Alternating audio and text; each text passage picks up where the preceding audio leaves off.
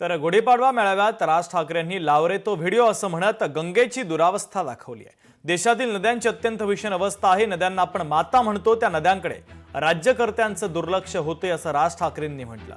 घाटावर प्रेत जाऊन गंगेत टाकली जातात, हा कोणता धर्म असा संतप्त सवाल राज ठाकरेंनी उपस्थित केला।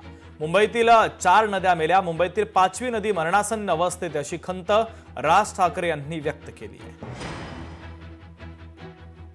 आपल्या देशामधल्या नद्यांची जी अत्यंत भीषण अवस्था आहे, ज्याला आपण माता म्हणतो, नदीला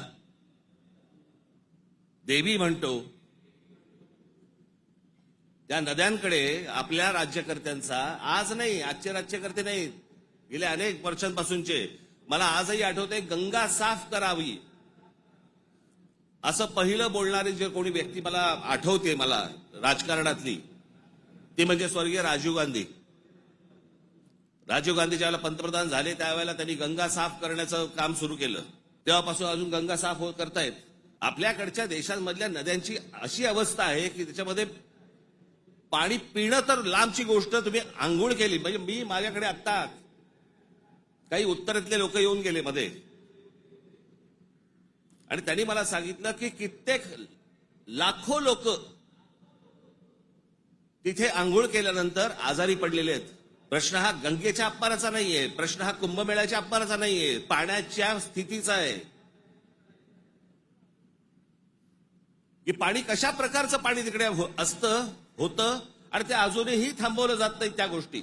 मुंबईमध्ये 5 नद्या होत्या, 5 नद्या, कदाचित अनेकांना माहिती पण नसतील, त्यातल्या 4 मेल्या। मेल्या म्हणजे मारल्या। सांडपाणी, झोपडपट्ट्या आणि या सगळ्या गोष्टींबंद त्या 4 नद्या मेल्या, आणि 5वी ही आता मरायला आली आहे, ती म्हणजे मिठी नदी। या सगळ्या नद्या मारून टाकल्या आपल्या लोकांनी। दरवर्षी येणार मुंबई महानगरपालिका म्हणणार की आम्ही मिठी नदी साफ केली। ही साफ जोपर्यंत आजूबाजूची वस्ती हटत नाही तोपर्यंत या नद्या कधीही साफ होणार नाहीत।